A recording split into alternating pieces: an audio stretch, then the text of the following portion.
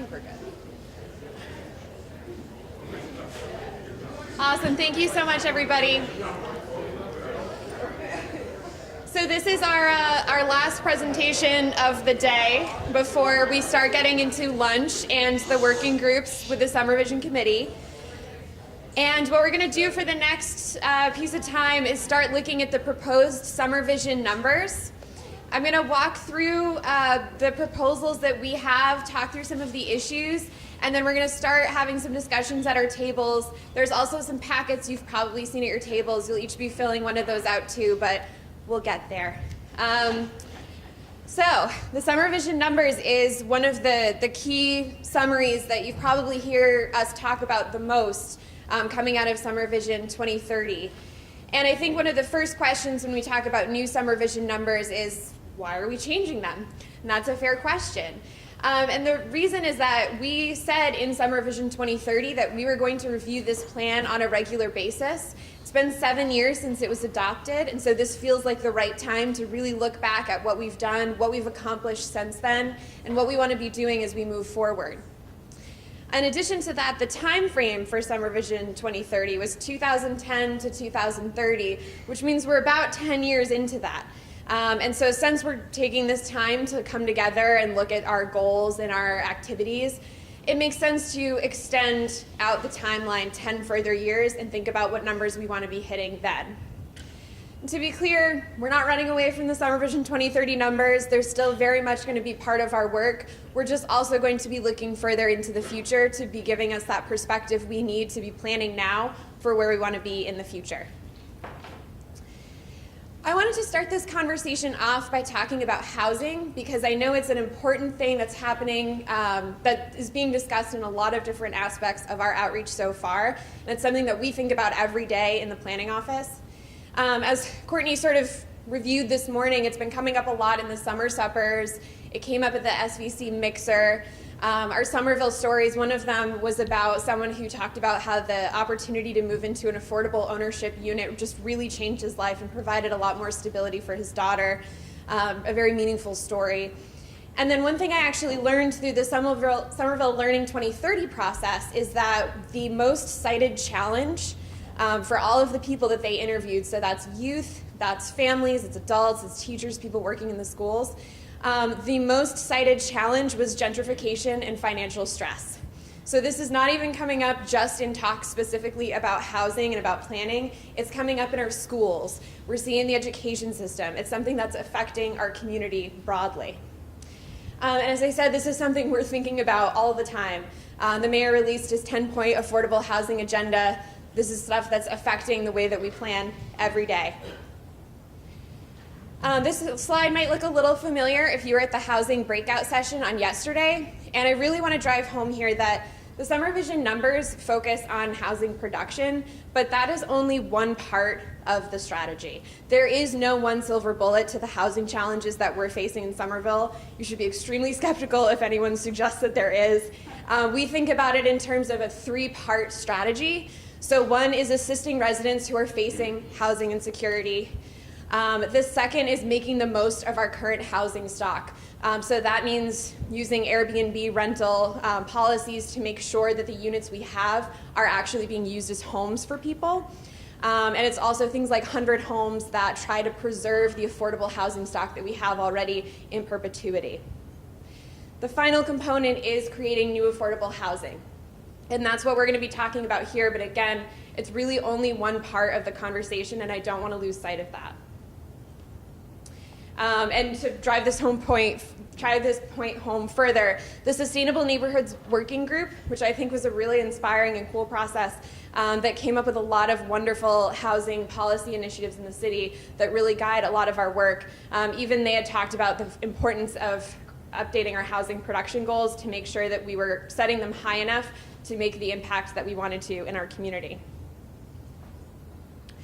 So, starting with that particular number.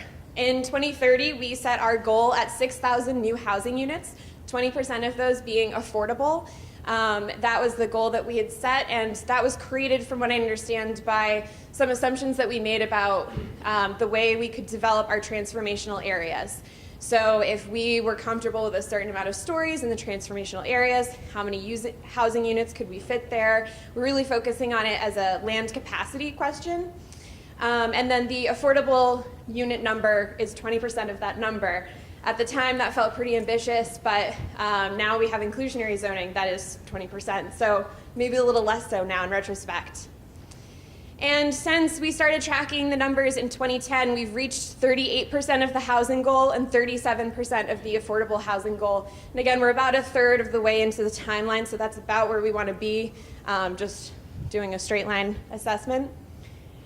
So if we're thinking about the new numbers for SomerVision 2040, one of the key things to keep in mind is that we've seen a huge amount of job growth in the metropolitan area, the Boston metropolitan area. We've seen additional residents who've moved here or grown into the labor force here that take those jobs. We have not seen housing units permitted at the same rate. It's still a lot lower than what we're seeing for the jobs and the population increase. If some of you went to Christian's session on the regional planning yesterday, you would become more familiar with the Metropolitan Area Planning Council, our regional planning agency. They do a lot of work around demographic projections, and they have been part of an organization called the Metro Mayors Coalition Regional Housing Task Force, kind of a mouthful, which is chaired by Mayor Curtatone, but includes 15 municipalities throughout the Boston area, throughout the inner core. And they've been taking a look at exactly how much housing the region needs to produce in order to react to the amount of demand that is coming in. They found that we need 185,000 new units in the region in those 15 communities by 2030 in order to respond to the demand that we're seeing from our economic growth. Now, we're not looking to 2030 the way that they were. We're looking a little bit further beyond that. So the way that we're thinking about it is that we're using the Metro Mayors Task Force numbers to give ourselves projections through 2030. But we're looking at another MAPC projection, the Long Range Transportation Plan, which is more demographically focused, a little less economically focused. And they include projections for the same region until 2040. And so we've sort of made a Frankenstein projection here of putting these different numbers together. And we came up with a total regional demand of over 226,000 new housing units. And so again, that's for the region. That's just the demand that we know is out there. We get to decide as a community how we react to that number, but we think it's a helpful data point to at least start with. So we took some time to think about what potential numbers would look like based on that 226,000 number. And we have a low, medium, and high that we're hoping to get input from you on today. The low is 11,000 new housing units by 2040. And again, this is 2010 to 2040, so those 6,000 would be incorporated into that number. And that is about 5% of the total regional demand that we had identified. And we picked 5% because if you look at the 2010 data, that is the share of households Somerville had compared to that whole region. So basically the low is if we continue building housing proportional to the region, we're looking at 11,000 new housing units by 2040. The medium number is that we take on about 6% of that total regional demand. So we're taking on a little bit more potentially than the proportion of our neighbors, and that gets us 14,000 new housing units by 2040. And then our high projection, or our high proposed SomerVision number is that we take on 8% of that regional demand number, which would give us 18,000 new housing units by 2040. Now, looking at these numbers, we also have to determine what share of this do we want to set as a goal for affordable housing. And as I mentioned, the 20% is now our inclusionary zone. So any new project over a certain amount of units will have to make 20% of those units inclusionary anyway. So 20% doesn't feel like an ambitious enough goal for us anymore. So we are pitching to start talking about 25%, 30%, and 35% of whatever housing number we all settle on. And so as you see, you get a whole scale here of different options. And for reference, if we picked the 2,750 number, the low, that would be basically mean that we were creating 18 purpose-built housing units per year. And if we picked the high number, it would be 90 purpose-built affordable housing units per year, which seems pretty ambitious. So we suspect that the right affordable housing number is somewhere in here, but this is sort of the range that we're talking about to start. The next SomerVision number is the jobs number. So in 2030, we set the goal that we wanted 30,000 new jobs. And the way that we figured this out was starting from the assumption that for every worker in Somerville, we also wanted a job. And so this would mean more people were living closer to the places that they worked. It also has benefits on our commercial tax base. And this is essentially how we got there. So we had looked at the current gap in 2010 that we had. So how many residents, for how many residents in Somerville were there not an equivalent job? And then we added what we would want from the new housing units we created. So 30,000 was sort of the result of that equation, and we're a quarter of the way there. So we're making progress. And we're proposing that we keep the same methodology. So again, we would be going back to that housing number, and we would create the 1-to-1 ratio of jobs per workers. And so that might be 45,000, 50,000, or 55,000, depending on where we are with the housing goal. Excuse me, sorry. Yes. Sorry to interrupt. When you say these numbers, what's the baseline? Is this back to 2010? 2010, yes. So imagine it's like all the same graph, and then there's a part where the 2030 goal is, and then this would be continuing to 2040. Okay. Thank you for the question.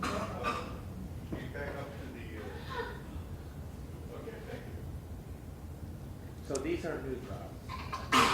Yes, but including the 2010. These are total jobs, right? This is the total number of jobs at that point. This would be new jobs. So originally it was 30,000 new jobs, and then from 2010 to 2030, so this would be part of new development coming in, and then we're presenting that we would add additional jobs for 2040. So there were, I think there were 20,000 jobs in 2010, so that means that there will be a total of 70,000 jobs in Somerville by 2040, is that correct? Yeah, that's how we're thinking about it, yes. I mean, some of those will change depending on how the job market one shifts. ratio for the number of people, 18 plus, it's in Somerville in 2040. Exactly. So the number of people in the labor force. That's not right. No, it's the population times the percent of the population that is employed, which is about 0.595 in this region. Right.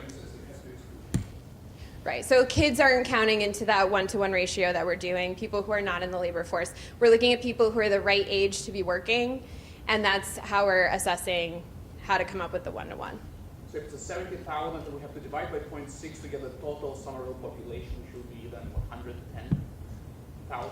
Is that About 60% of the population, crude number is workforce population. Other people, you have people who are too young, people who are too old, and then you have people who are, for one reason or another, not in the workforce. I think the numbers sometimes don't add up. Because sometimes, like I said, the Somerville population will grow by 10% during 2030 and 2040. So Right, that was 60,000. Sorry, maybe we can take it fine, but it's either the numbers are off. Yeah, exactly. So that's based on the 10% growth is households. It's not necessarily population. So that might be one of the things that we're running into. And Yeah, we've the population will be almost double the housing unit increase. Yeah, we see 1.6 workers per new housing unit according to our current data. So that's one of the other assumptions we're baking in.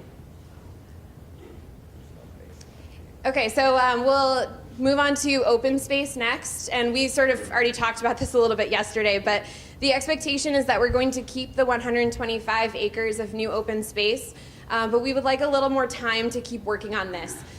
We have the Open Space Acquisition Task Force already hard at work. This has been a great resource of people across many different departments, advocates in the community, and it's been really helpful for starting to hone in on the definition of open space, on the specific strategy for how we can reach this goal.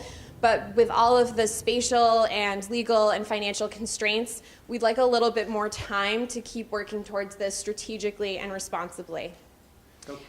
So that is a 1/3 drop in the open space per 1,000 residents from the prior plan. Mm-hmm. We also talked a little bit about the mobility numbers yesterday. So originally when we created this goal, we wanted 50% of new trips. So for every new development that was going to happen, 50% of the trips generated by that development would be by pedestrian, bike, or public transit. And at the time, this felt very ambitious. This was really exciting. A lot of communities weren't thinking about this at all. But now that we're looking back, we think we can do a little bit better than this. So we're suggesting that we nudge the numbers upwards to 60%. And this is particularly exciting because if you notice in the progress report, we don't have great data about this yet. As these new developments come online and as they implement their transportation management plans, we'll have a better sense of how we're doing on this number. But we also need to be tracking some other metrics too, and I'm going to get to that in a little bit. And then I'm particularly curious to hear people's feedback on this development number that we're talking about. It seems like it's been coming up a lot in conversation, and so I'm really excited to see what you guys think about this. But essentially, we talked in 2030 about how we wanted 85% of new development to be taking place in transformed districts. The emphasis was that we wanted to conserve the parts of the city that seem to be working well already and really target the new efforts into the transformative areas. And so far, we've absolutely achieved this in our job development. We had 89% of our job development was in transform areas, and a little less, 51% of the housing development was in the transform areas. So what we're proposing as a starting point for this conversation is that we would actually drop the share of development in transformative areas a little lower to 75%, with the idea that the enhanced areas would be taking on 20%. A lot of the housing that wasn't in transformative areas was built in these enhanced districts. We've been talking a lot about how to think about these enhanced districts, what appropriate densities make sense, what the place types could be, and we think that shooting more towards 20% for the enhanced areas would be a good start. And then recognizing that there is going to be some development in our conserved areas. People make little tweaks to their property. There's opportunities maybe through things like carriage houses to add additional units. So we would like to see some reasonable growth in the conserved areas. And to give you, I know these are like kind of big abstract numbers. I appreciate that can be complicated and difficult to wrap your brain around, but I have trouble with it too. The potential housing distribution, if we looked at our different housing numbers and backed into what districts these would go in, the medium would be 700 housing units in the conserve, which is the biggest space in the city, 2,800 in enhanced districts, and then still the overwhelming majority of 10,500 in the transform areas. This is actually a new SomerVision number that we're talking about, the carbon emissions goals. So Climate Forward and the city of Somerville have actually committed to this goal already of carbon neutrality by 2050. And as we were sitting down to revise these, we realized that it feels like it's missing from SomerVision because we're talking about this, we're taking it very seriously at the city, we're starting to brainstorm how we can reach this goal, and setting a goalpost for ourselves at 2040 with all of the other SomerVision numbers seems to make sense to make sure we all don't lose sight of that. So we're proposing that we would be have an 80% reduction in our carbon emissions by 2040, which is about 100,000 metric tons of CO2 that we would be reducing from Somerville's output by 2040. Okay, I know that was a lot, and I know it's still super vague and it feels really abstract. Today, what we're hoping to do is just get your early reactions from what these numbers say. So we're trying to get a sense of, are we approaching this the right way? Are we in the right ballpark? Oh, Uma, do you have a question? No, just a comment from your end. Okay. So yes, we have these sheets on your tables that you might have seen and started to take a look through. We're trying to get a sense for generally how these feel, trying them on for size. And then we also really want to talk about what other numbers do we want to be looking at. So the SomerVision numbers is like the most aggregated version of SomerVision. It's the really easy to understand summary, but I think we all know that it really doesn't capture the whole story. This has been coming up a lot in regards to open space. We're focusing a lot on the acquisition of new acres of open space, which is great, but there's other things that we want to be looking at that help tell that story. So we're looking for ideas for indicators. And this could be things like, how many community gardens do we have? How many hours of recreational field time have we not been able to use with the capacity of our current recreational fields? You can think of whatever other indicators you think would be helpful, because we don't want to just focus on one thing. We want to have a sense of how other components of these different topics are doing. So today we're really going to focus on those two questions, the early feedback. The idea is that when we get the SomerVision committee together in the future as a whole, we're going to start diving into this a little bit more realistically and with a little bit more detail. So as I mentioned, these are still sort of abstract numbers that we're trying to wrap our heads around, but we're going to be looking at what does that actually mean? How many is 11,000 housing units in the context of Somerville? What would that look like? What neighborhoods would we be looking at for those? So really figuring out how those numbers would affect our community. And then also implementing what you tell me today. So we're going to be asking for some like specific quantifiable feedback, and I'm really looking forward to seeing where you guys think we're standing on these so far. And then finally, we'll have the SomerVision committee making decisions about what we actually want to move forward for these goals. Uma? If we can go back to that slide where you had a three-pronged approach. Yes.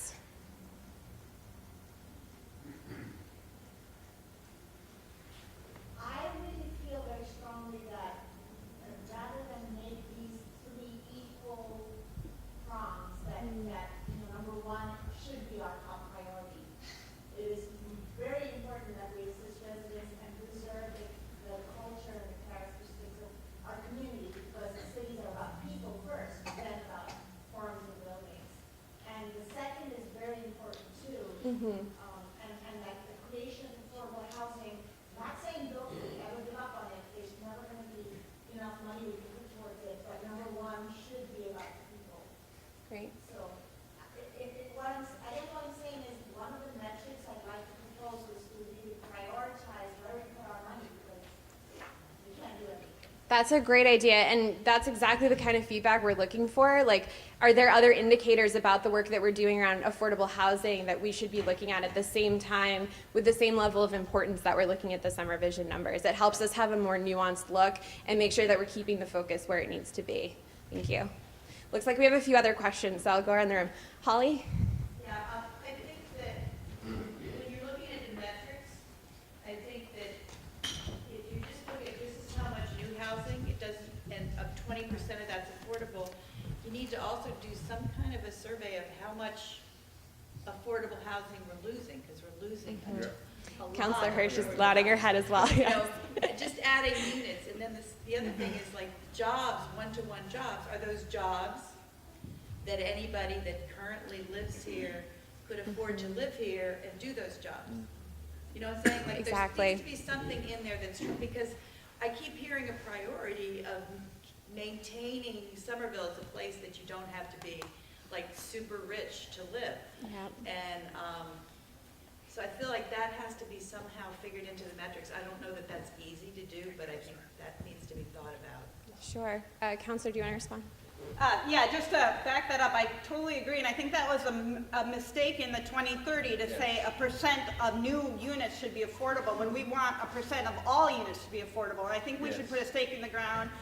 And I mean, like when you look at this report about how many units we need to build in order to accommodate regional demand, you can say exactly the same thing about affordable units that the region needs or that our particular community needs. And I think we need to pick that and make it ambitious. And if we had done that in the last one, it might have changed the whole way we talked about and prioritized stuff in the last few years. And I personally, I'm going to put a pitch for 40% AMI, I'm 40% deed restricted by 2040 with different levels of AMA restriction, but it could be whatever. But let's pick the number and then just orient all of it. Okay, so I know I started with the questions. I'm actually just going to go through what we're going to do in case this is the opportunity. And then if there are questions, I'm happy to take them before we get started, and then we'll have some report out at the end. So I definitely want to hear everybody's input. So what we're hoping to get from you today is exactly these comments that I'm hearing. We're trying to get a sense of how we define the right number. We've looked really closely at what was happening in SomerVision 2030, but what other ideas do you have?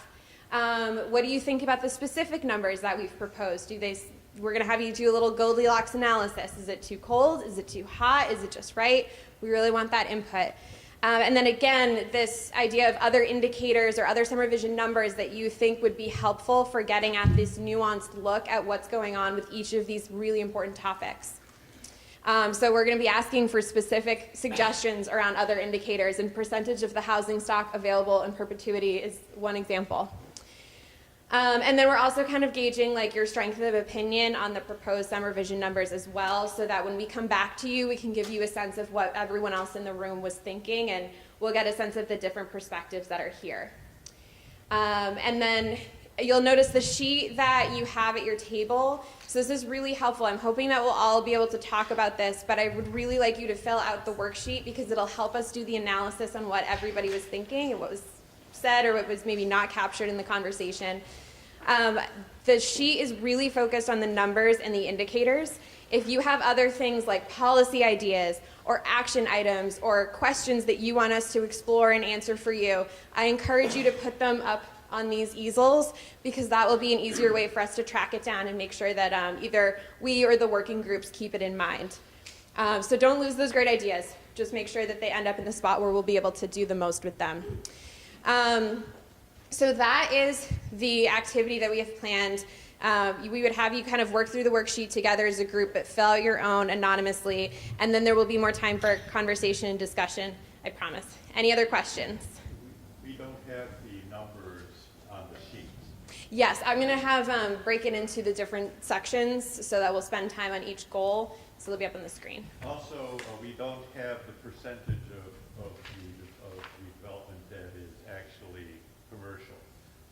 There, now you can calculate that from the jobs figures, but you haven't done that. And when you do that, I did that once, and for 22,500 jobs, which is the remainder of the original 30,000, you need $4.5 million square foot office, and the other two, retail and lab, are more than twice that. That's a really important number, and it affects very strongly this idea about boosting the housing, because if you have housing in a transformational district, you don't have commercial. Yeah. Great, thank you. I think the fact that people don't have the baseline numbers, and a lot of people here are new and have not gone through the 3-year SomerVision process, which really took the whole room along on the trip, and ended up with a decision that was really mostly aimed at balance. It was, the last SomerVision numbers were really aimed at trying to preserve a median income community to get to jobs housing balance, which is fair. I mean, Boston and Cambridge have twice as many jobs as they have resident workers, so they have they have about a 5 or 6 to 1 commercial tax base per person, as we do. And then we wanted to get to 6 acres of open space per 1,000 residents, which is fairly low. It's a lot lower than what Boston has, for example, but it's way higher than what we have. So we're lacking that richness of context when you ask people for their opinions on these numbers. You are not going to get very fully informed opinions back today.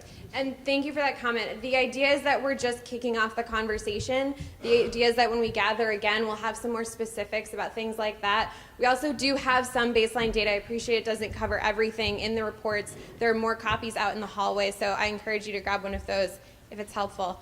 Kevin? I just have concern when we start doing numbers, I feel that we're going to end up making some decisions in a vacuum and missing the boat on a lot of things.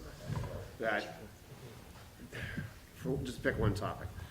What, rhetorical questions here, but what should Somerville's role be within that regional number? You talked about 185,000 being a one number for the 20 communities. Well, if Somerville is leading the charge on this, is that going to cause everyone to say, well, throw your affordable units over to Somerville, we'll stay where we are? What's the responsibility of the other communities, for one example, okay? low, medium, high, we come up with a bunch of numbers, we all get together, we talk about it in groups and stuff like that, and come up with some sort of consensus. Okay, fine, here's a low, here's a medium, here's a high. Those are the numbers we target. What does that mean in the overall development of the city? What is that, for every additional building you put up that's gonna be housing, affordable or otherwise, you're taking away a commercial building that you want jobs for, an open space, you're competing with all that kind of thing. To just take numbers and put them up there, hey, they're all numbers, great. 20%, 30%, 40%, great, sounds good on paper. But what is the penalty when you do that? What are you taking away from some of these other goals? I'm just concerned about where these numbers go when we're done computing them. That's a great point. And to reiterate, we're not making any decisions today about this. This is really just the first part of the conversation. I am hoping, we're still sort of figuring out what the next part of the conversation looks like, but that's when we start getting into the better context, figuring out how these can work together rather than against each other, and we're starting to come towards a decision-making process. This is really just early feedback to help us set the table for that next conversation. Joe?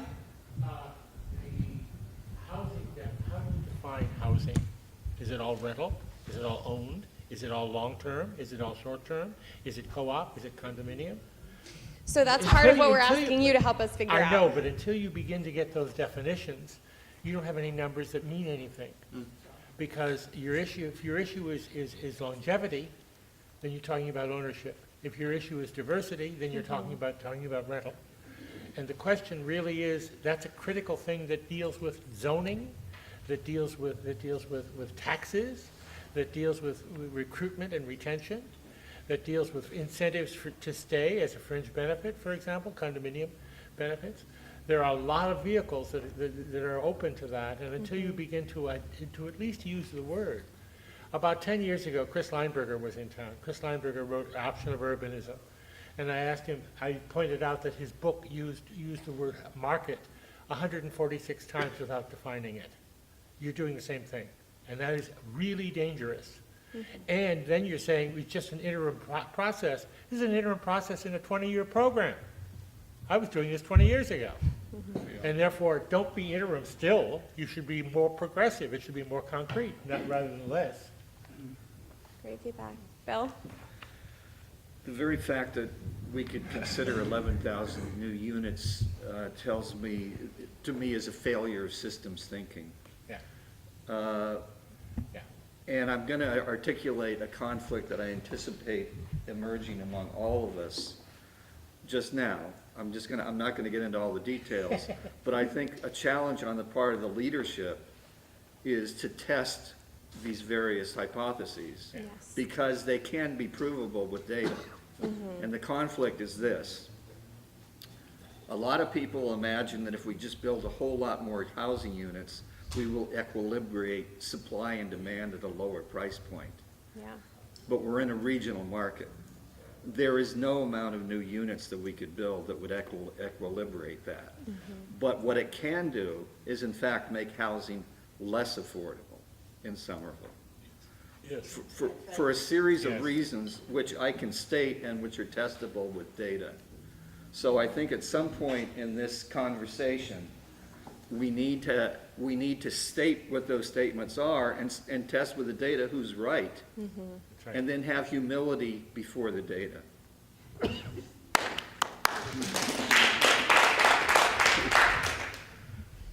I just want to give you a little piece of information. Just as Lauren was saying, this is the start of the conversation. So we're trying to get input.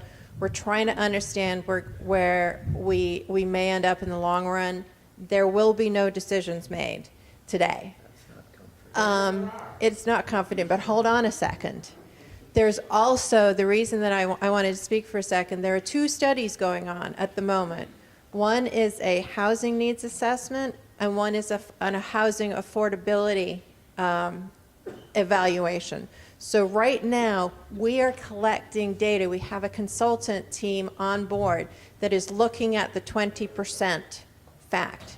We've heard anecdotally, for example, that the thresholds might not be set correctly either. So it goes deeper than just the flat out percentages.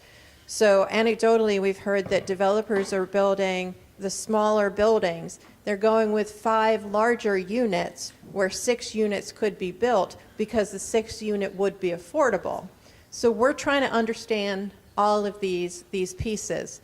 And sort of to get to the commercial point as well, we have another consultant who's looking at the 60-40 minimum mixed use ratio to understand how the proportion of the commercial to residential ratio works, and whether that's the right ratio or whether that balance needs to change, because there has been some talk about raising the commercial percentage. So those are ongoing, and we really don't want to make any decisions until we get that information as part of the conversation as well. Are those regional as well as Somerville based? Because as Bill said, that is the context that we have to understand. Boston and Cambridge are short housing for 800,000 people. You know, one logical question would be, why don't Boston and Cambridge build half of the housing units per job as we have, which they don't have? Yeah, some of it is regional, but to be honest with you, I mean, keep in mind, we can only influence what we have here. We can outreach and influence as much as we can, and we are working with MAPC to make sure that, and you know, sort of the mayor's coalition. There are other aspects other than just the planning side of the world that are trying to get to some of those points. Well, I wanted to point out that by focusing right now on absolute numbers for housing right now and pretty much ignoring the commercial development numbers, you're already setting the agenda for the next 6 months. Because you're going to continue to talk about housing and you're not going to be talking about commercial. Now, if you would put this kind of presentation with this kind of data and this kind of thought into the commercial development, then I wouldn't be saying this. But over there, you said commercial development, no jobs. Here, you have jobs and no commercial development, and you can calculate it out how many square feet you're going to need to get the jobs you want, but you're not showing us that.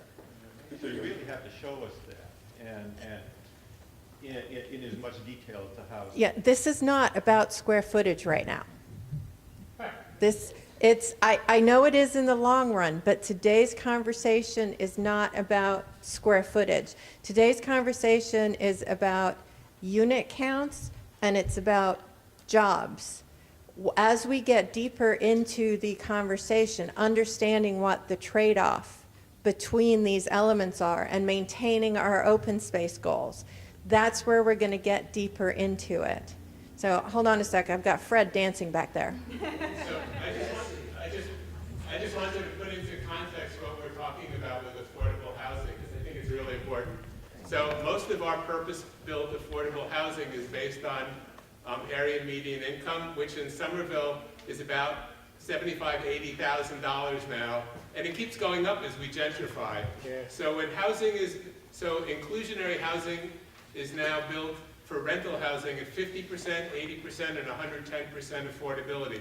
What does that mean? So that means that the lowest priced housing that's available right now through the inclusionary program is for people earning about $40,000 a year. Think about how many people are being displaced from Somerville who can't even begin to afford $40,000 a year. The next highest price is going to be 80%, and then 110%. 110% of median income is about $90,000 or so. And there definitely are people who are making that who need affordable housing. We want to have a broad swath of socioeconomic people in Somerville.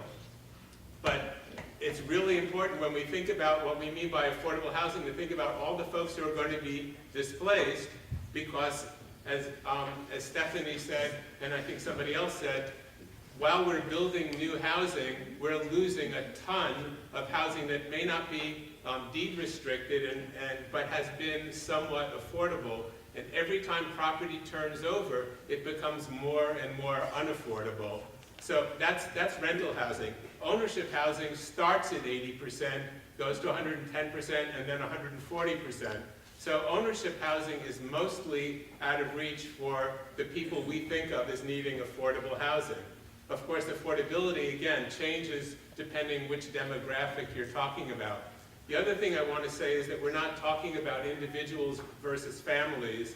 And so right now, the only housing in Somerville that is specifically for families that won't necessarily be used by 4 adults or 3 adults who need housing and are pooling their incomes to live together so that they can afford to stay here. The only housing that's specifically reserved for families is inclusionary housing and public housing, and, where there are waiting lists specifically reserved for families. So unless we specifically build family-size housing and include it in inclusionary housing, we don't have the legal right to tell landlords you have to rent to a family. So if we want to make sure that we have families who are below the median income in Somerville, or below who have incomes that are below what you can afford market rate, we have to make sure that we're building purpose-based housing for families. Right now, the inclusionary zoning ordinance says that 20% of inclusionary units need to be for families. So if you have 100 market units and you're building 20% of them at an inclusionary rate, then 20% of those, or 4 units, have to be reserved for families. That means that we're really not at all keeping pace with the loss of family-sized affordable housing. So as we think about the numbers on this page, we really need to think about that. I just started a job with the Office of Housing Stability. We are overwhelmed already with calls about people being displaced, and we haven't even done the outreach yet because we're new. So this is a real issue. It's something that school teachers have seen, school committee members have seen, family liaisons have seen, and all of us have seen in terms of our neighbors and friends and families. So just to put this in context. How much do you want to keep going? Okay. Okay. All right. Okay. I was just checking in with boss. Let's keep the conversation. Let's keep the conversation going for right now, because we've got. Let's go. Gentleman in the red shirt that has spoken before. How many of those consultants you've hired are here today? And why not? If they're going to be listening to us, why aren't they here? They at the moment are just doing numbers analysis. They have not So are been we. invited to attend. So yes, We're they were. doing numbers analysis too. That is true. So why is the right hand not talking to the left? It will be. Yeah, This is the kickoff. away from us. Thank you. No, this is the kickoff. Matt. Okay, so that low number at 11,000 for new housing, the one thing I'm trying to wrap my head around is how far into the negative are we now? Because prices are going up really, really high. And that, I think, has a lot to do with the conserve zones being conserve zones.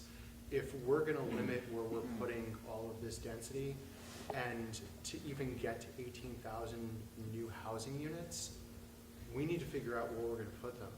And if we're gonna conserve what we have, there's no way we're gonna be able to accomplish that number, and prices are gonna go up.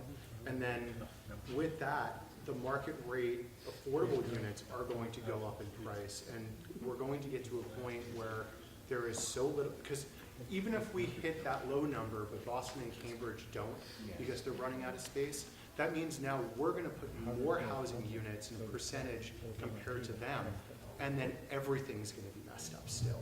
So,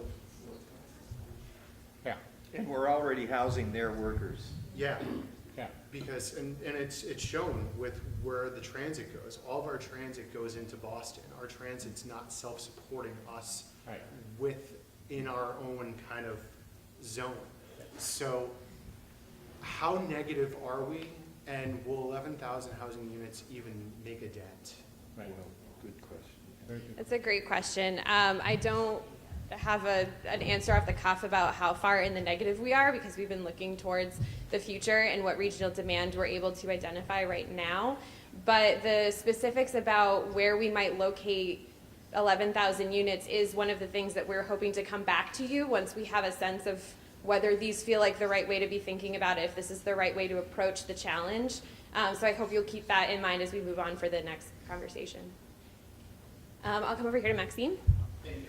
I'm wondering if there's maybe a different way, because seems there's a lot of criticism of kind of starting with these numbers that are a bit abstract. Is there a different way of looking at this in terms of what is our community like today and how we want to see it in the future? Because we have the numbers and we can do it from the numbers perspective.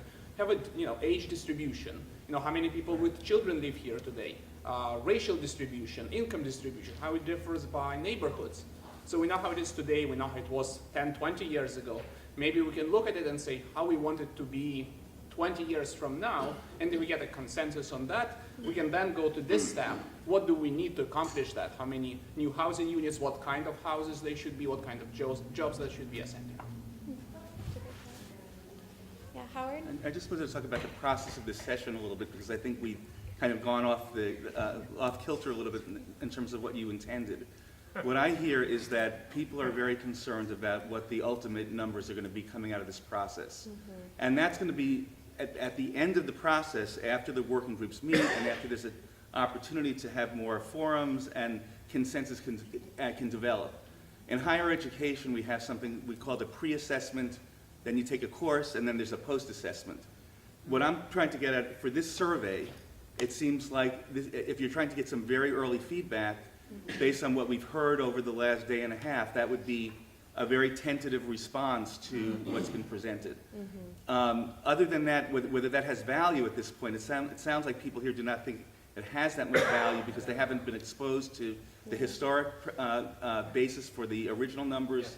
They haven't taken into account other macro factors that will probably come out in the working group. So I think the only question is there value in doing this now to get you some very early feedback, which will probably be mainly impressionistic, as what I will call a pre-assessment, or just to abandon this and then make sure the numbers are introduced into the working groups where they can be more thoroughly vetted.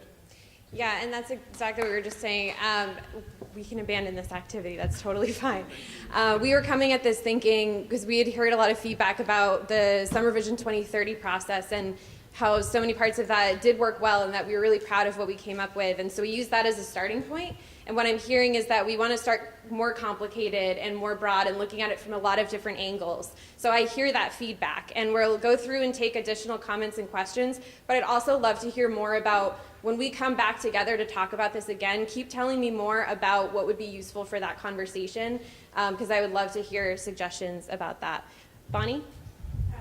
Further to what Fred said, the community incomes, those units are also where we get our housing stock for people with disabilities that isn't federally funded, which also has incredibly long wait lists. And most of those federally funded buildings are for elderly only. There's 13% young disabled that can live in them. So, and that means anyone under 65, only 13% can live in them. So I've heard a lot of talk about families, which is incredibly important, but there's also young people. There's also people who are aging, who are already part of the community, who are going to want to stay in their community. And I've seen that not discussed at all. It's not in any of the presentations. And I think it's a big thing. Like, we've talked about gentrification, we've talked about communities of color. People with disabilities are a huge part of the population, and that's only going to continue as people age. And I think it should really be being considered as well in all of this. Thank you. Housing design. Well, and housing design on a broader scope. There are very basic requirements for meeting ADA, and then there are things that the city could push developers to do for inclusive, barrier-free designs. If we have giant buildings going up, there's no reason they need to have galley kitchens that can't be accessed. It's ludicrous to not push for those things when they're being built, because that's when it's cheap to do the modifications. People shouldn't need to take out a loan to make something accessible when it's built in 2020. Angie? Hi. I'm raising my hand on behalf of Tom here because I don't Oh, know if sorry, you can Tom. see him, so Yeah, he hasn't, camera. he hasn't spoken yet. I wanted to clarify about the mobility numbers, the 60% by walking, biking, transit.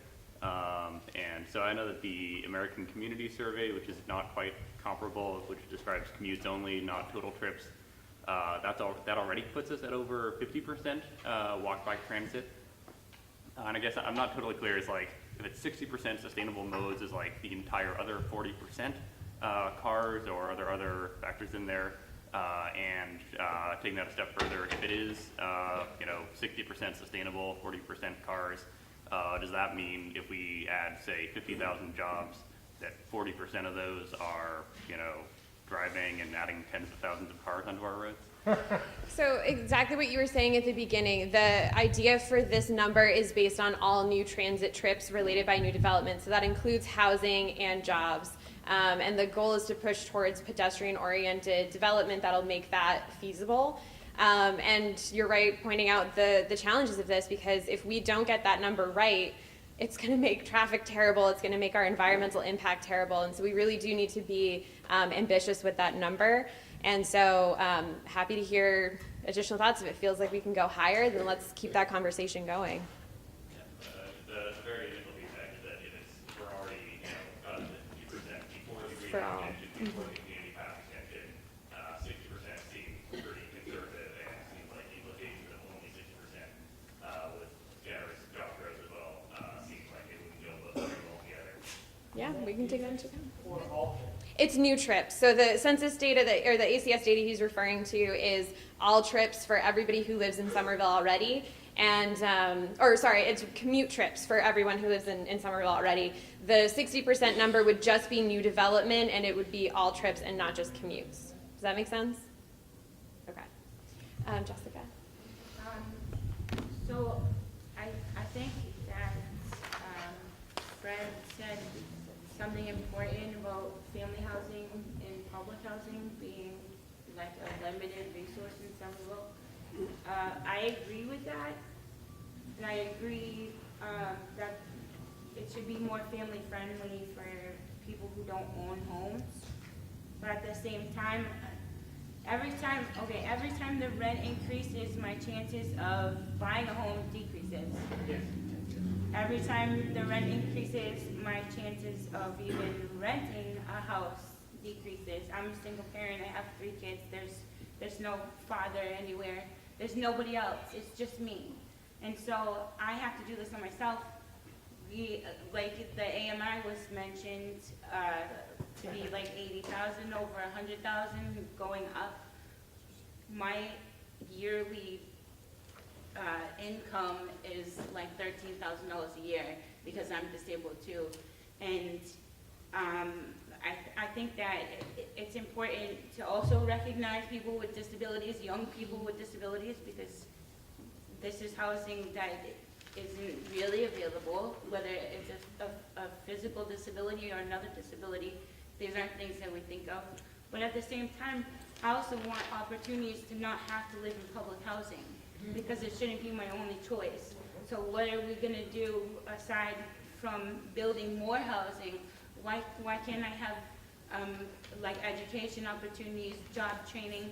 Why can't I have employment opportunities that are good for me, that will allow me? And I'm not talking about minimum wage. I'm talking about I want to be successful, and I want to have motivation, and I want to have confidence, because I'm a poor person. I don't get these things. They don't just come naturally to us. And we don't have programs for that.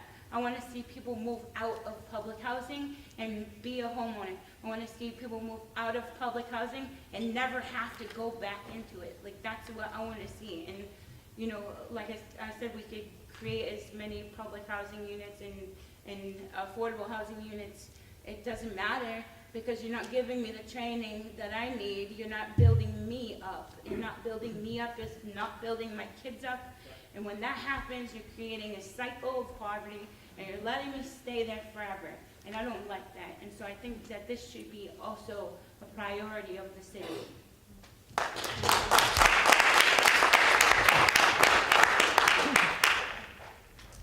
We're going to go with Michelle, because I don't think we've heard from her yet. So I just want to I'm sorry, what's your name? Jessica? Jessica, hi. So I just want to say that it's possible, because my family came out of the Mystic House projects. We own a home. We were able to buy it in the 80s, so these things are possible. Well, it's very possible. No. Okay, first of all, you gotta let people make their statement.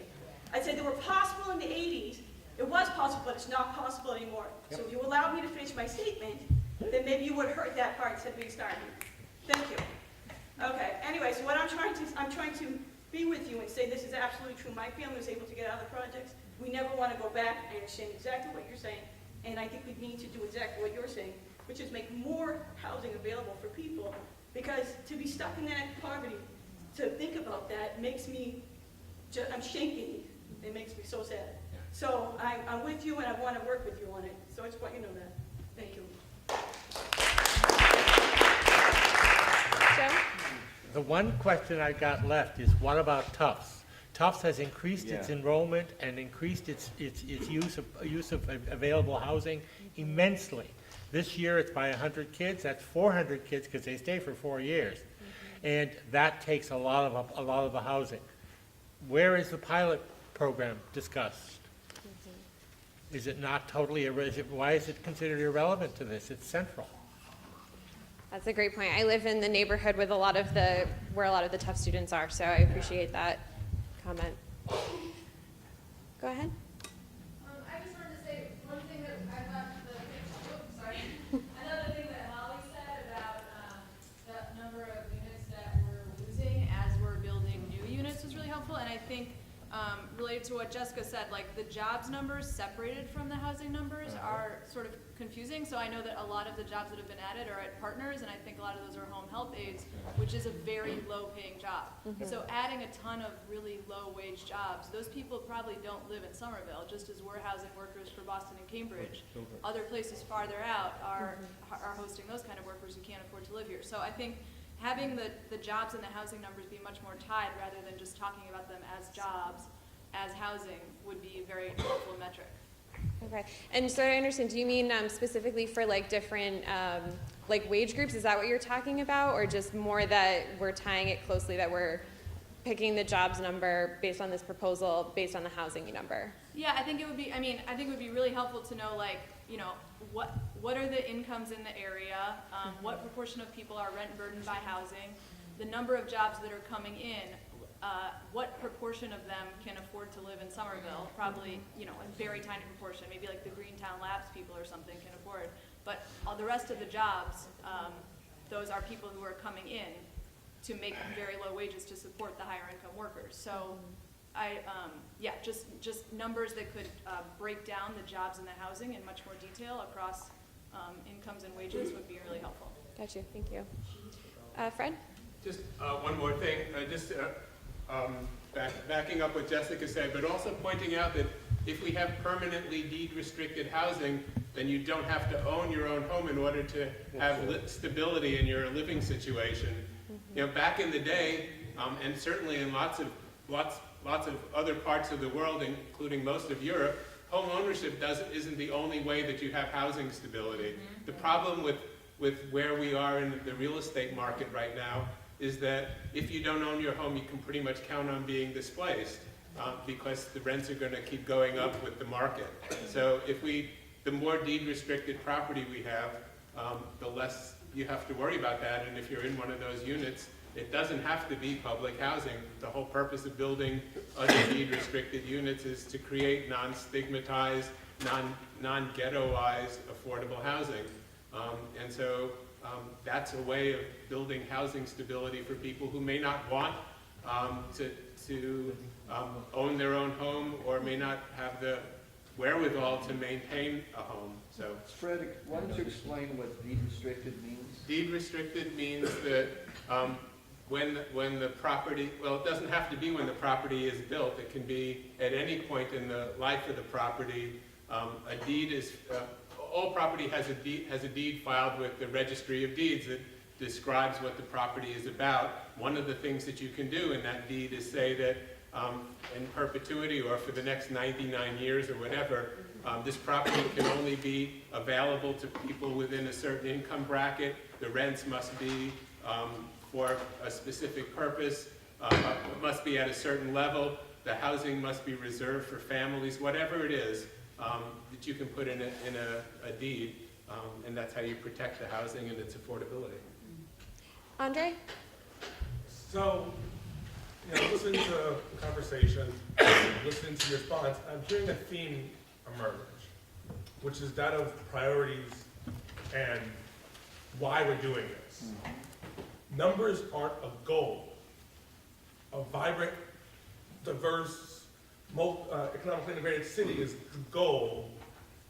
And if we're looking at just trying to come up with numbers for these categories and vacuums, it's like we're stealing a base. We're question begging. We're not actually getting at the what does the Somerville we want to live in look like? Because we can build 18,000 units that are all one-bedroom studios. We can, create 100,000 jobs that are either all minimum wage or all require a master's degree. The numbers don't tell us what we're trying to get at. I think that's what you're hearing from people is that we want to answer the question of what does Somerville look like, not how many units does it take to get there. Thank you. That's really helpful feedback for this specific part of the discussion, and I'm taking that into account as we think about the next steps. I do want to highlight too, for the rest of the day, we're going to be, after lunch, working on the working groups, and I think one of the things I'm excited about the topic chapters is that we're leaving some space open to have these complicated questions. I mean, part of what we're coming up against here is that these are really complicated, nuanced topics, and they touch a lot of different priorities. And I'm hoping that in these group sessions, we're going to be able to start bringing in that nuance. And I appreciate that maybe that needs to come first before we start getting in closer to the SomerVision number. So thank you for that, Andre. Amelia, I don't think we've heard from you yet. I'm curious, going back to the numbers that you were trying to present, if we have, you were sort of saying if you have these high, medium, low goals, what the percentage of those for affordability would be based on the ratios. It makes me nervous that I think a lot of the development that could be happening here could be fewer units than is required to trigger into that inclusionary threshold. And I'm curious if we have the data or sort of projections of what residential development might be for the densities we're talking about that gives us a breakdown by average development size so that we actually understand how many of those we're capturing, because I think that doing it straight line, which I don't know if it was, I didn't try to recreate the math, might be really overly optimistic given the conserve areas and the development constraints in them. Yeah, and part of that research is still ongoing right now. One of the reports that Sarah was talking about is looking at just that. How does this affect our housing supply, our inclusionary policies? How has it been working? So that data isn't available yet, but we're hoping that by the time we have this conversation again that we'll have more information. But it is an important part of the conversation for sure. Tori? Just quickly, I've been reading about co-housing opportunities, and there's one, I think it's in Philadelphia, where it's basically $985. You get utilities, everything included, including the cleaning service, and it just seems like, wow, would that be considered affordable housing? So, like if you could have, let's say it's $1,000. I mean, that's not affordable for everybody, but that's a situation where, Alicia, you could have co-housing for, young people, old people, in between people, maybe co-housing for families, and these are co-housing, facilities that are, an entire building, and I think that would be helpful with community. I mean, I know living with roommates can be frustrating, but if, for me, I think that is a goal. It would be a goal for me. I think I would enjoy living with you, co-housing. So anyway. That's a great idea. I really hope that ends up in the housing discussion, because I think co-housing is such a cool model and we don't seem to have enough of it in the US. I was talking to Ellen Schachter actually about this the other day. It's a really cool opportunity, not only for housing, but also potentially for sharing childcare responsibilities and maintenance. So yeah, I would love to be thinking more about how we can encourage that in Somerville. Would that be affordable? I mean, in terms of assessing the numbers, we'd have to kind of decide what that, it kind of goes back to what someone else was saying about coming up with the right definitions. And we're sort of going through this process with open space now too, right? Of like, okay, well, do green roofs count? Like, what's really important to you? And then bringing it back to what Andre said is like, if we have the vision of what we're going to clearer, then we understand a little bit more about what those numbers actually need to be to get us towards that vision rather than just some abstract number. So, a great point. Jessica? I just want to comment really quickly, although, like, I know that some people would enjoy that, that idea. I have to say that it wouldn't be a consensus, like, it wouldn't be something that everybody would enjoy, because for me in particular, my main goal is to be independent and be able to support myself. And I like my independence, and part of my independence would be to have a house away from everybody, because I want to be on my own in my own home. And I think some people don't like living away from other people. They like neighbors, they like the whole community, shared living spaces. I'm not a fan. I have 3 people right here that I share with. I think that that's a good idea, and it might alleviate some of the housing burden that is on people who don't want that style. Yeah. It could split it up, so I think that's a good idea. Yeah, what I'm hearing from that too is just the importance of people being able to have the choices available to them, and figuring out how we can make those numbers work so that we maximize the amount of choices that people have. Councilor Mabad, did you have your hand raised? Yes, thank you. I want to first of all say that this is the best community meeting I've ever attended. And there's this concept that government as an institution is supposed to be distrusted. But now seeing, this is my vision of what government should look like. So I just want to, first of all, commend you guys for taking on this complicated tasks and roles and making sure that my role here is not to tell you which direction to go, is to endorse whatever the process, finally comes out with. So I just want to, let that out there and know that I'm really, incredibly grateful for the different stakeholders that are able to make it here. I'm not sure how many of these meetings I'll be able to attend in the future, but I'm really grateful to see like every single person, participating and making sure that you ask the right question, because there are more questions than answers. Have that in mind. Thank you. Thank you. Definitely. David? Okay, this is a quick one. I think it would be useful. I think maybe it was Wig mentioned having 3D model of a neighborhood or something like that. It would be really useful to have a 3D model that would show what 6,000 housing units would look like, what 11,000, 15,000, 18,000, what they would look like. Because right now these are just numbers, and we're talking about neighborhoods. And even more important, we're talking, go back to, let's say 30,000 jobs. What does the development that is needed to produce 30,000 jobs, what does that look like?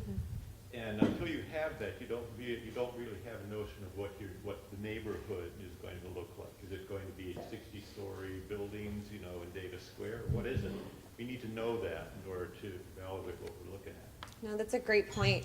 We've actually been working with a software tool that we weren't quite confident enough with to bring it to be, trotting it out today. But that's part of what we're looking at, is how to, I don't know if the 3D specifically will work out, but at least figuring out what the densities might be, what the different building types would be, how we can back that into a vision that makes sense for our different neighborhoods. So we're working on it. Jeff, I don't think I've heard from you yet. Okay, Connie.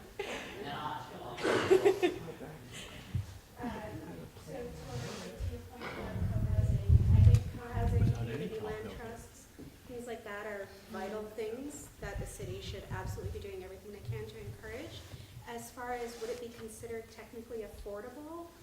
No, the federal government sets limits on who you have to provide divide the units to and what the requirements are. I'm not sure at a city level, you could probably add a different program, but for those, it's also like affordable, if you can't afford to live in the unit at that, if you don't have $40,000 to live in a 50% AMI unit, you use Section 8 vouchers, which are great, and they require a single person to live alone.